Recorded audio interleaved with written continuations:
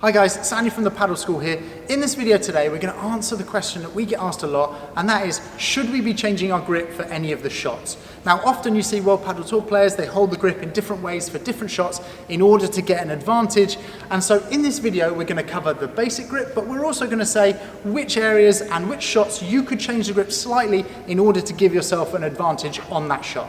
It's worth me saying, if you're learning the game right the way up to almost high intermediate, you should be using the continental grip for all of your shots. So that's found by putting your hand on the racket, you slide it down so the V is on the top of the racket. It's also called the shaking hands grip or the chopping grip.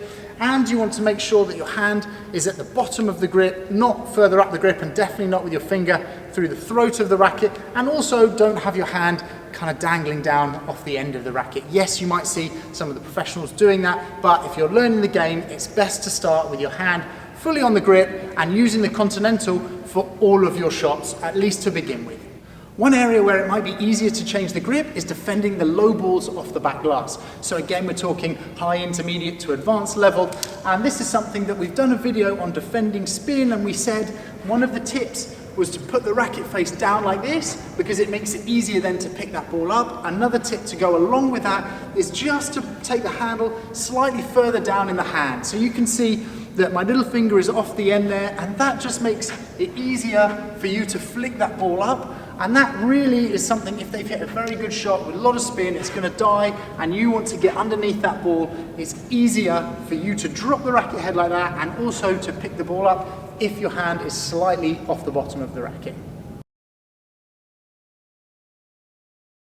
The other time you would see players drop the hand slightly off the racket is if they're going to hit a vibra or if they're going to hit that topspin smash. These shots require a little bit more wrist and a little bit more brushing of the ball, so it's easier if the hand is slightly off that racket, so that when they come around the outside of the ball, they can use their wrist a little bit more and they'll get a little bit more whip on the ball, a little bit more power, and therefore they'll create more spin.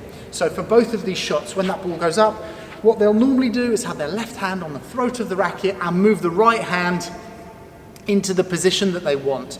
They don't often, and they sometimes do, but they don't often go straight to that position without using the left hand as a guidance. And if you're learning to do this, like to actually change the grip, then you definitely need to keep the left hand on that racket.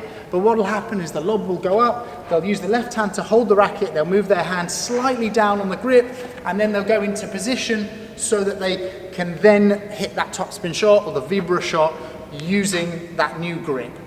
So these are examples when you might change the grip slightly and move the hand down the racket. If you watch the World Paddle Tour, you'll see some of the guys, they'll have their hand fully on the racket for these shots, and then you'll also see some of the guys where the hand is off the racket for normal volleys or normal shots, and this is really down to personal preference. But I can't stress this enough. If you are learning the sport, you should have it in the continental grip and you should have your hand fully on the racket, because that is the best way to learn. And then when you get to an advanced level and if you want to experiment and decide to change it, then at least you've got a base of having some good technique before you do that experimentation. Now, I hope you enjoyed this video. Please subscribe if you want to watch all of the weekly videos that come out every Monday, and I'll see you on the next one.